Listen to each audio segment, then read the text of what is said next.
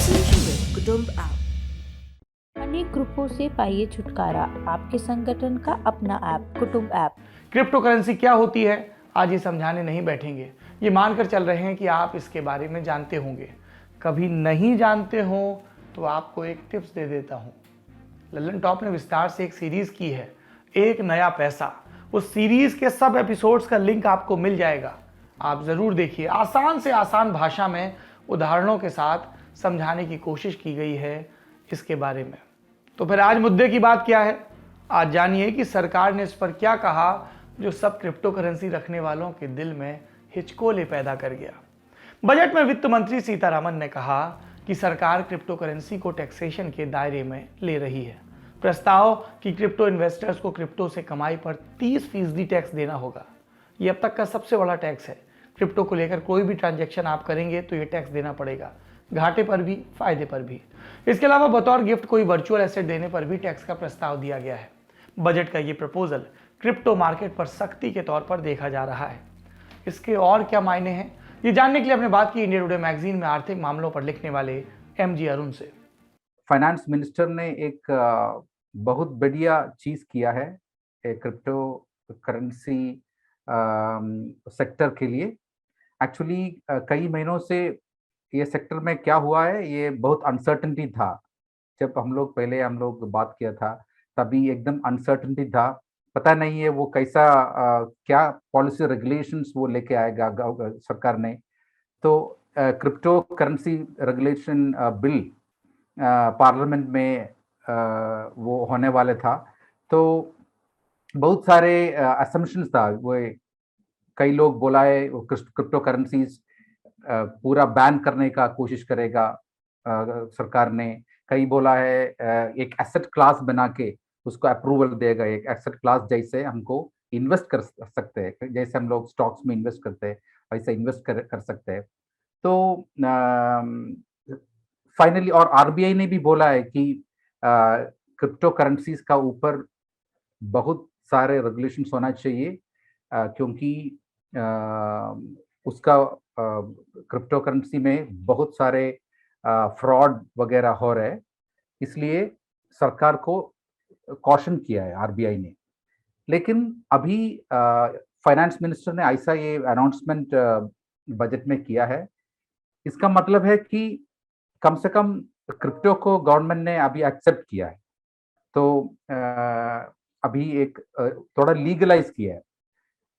आपको ये टैक्स करेगा, आपको कंटिन्यू कर सकते हैं, क्रिप्टो ट्रेडिंग कर सकते हैं, लेकिन आपको 30% टैक्स भरना पड़ेगा।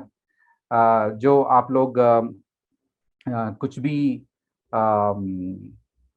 वर्चुअल एसेट्स में ट्रेडिंग करते हैं, वर्चुअल एसेट्स मतलब ये क्रिप्टो करेंसी एसेट्स हो सकते हैं और नॉन फंजिबल टोकन्स हो सकते हैं, उसमें आपको 30% का टैक्स देना पड़ेगा। और दूसरा है 1% TDS tax deduction at source.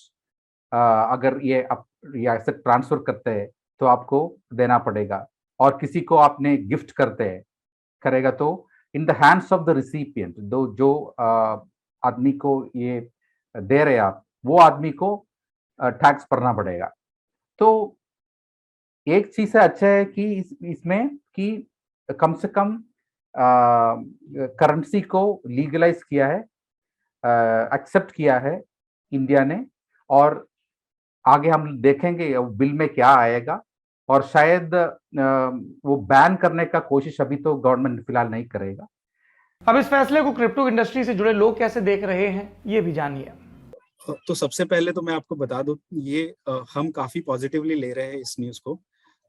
Right from 2017-2018 जब आरबीआई ने क्रिप्टो करेंसीज को बैन करने के लिए कहा गया था, और उसके बाद वो बैन की अपलिफ्टमेंट हुई, और कुछ महीनों पहले ही एक मिस इंटरप्रिटेशन हुई थी कि प्राइवेट क्रिप्टो करेंसीज को गवर्नमेंट बैन करेगी, जो कि आउट ऑफ कॉन्टेक्स्ट लेके कहा गया था कि सारी क्रिप्टो करेंसीज बैन हो जाएंगी। आज के इस स्टेटमेंट के बाद क्लियर हो चुका है कि crypto currencies like bitcoin, Ethereum, Solana, ये जो सारी टेक्नोलॉजी ड्रिवन कंपनीज है, ये ब्लॉकचेन पे बनती है और ये फ्यूचर की टेक्नोलॉजी है। और इसमें इन्वेस्टेड रहना मुझे ऐसे लगता है कि आम आदमी के लिए काफी जरूरी है, जिसको टैक्स ब्रैकेट के अंडर लाया गया है।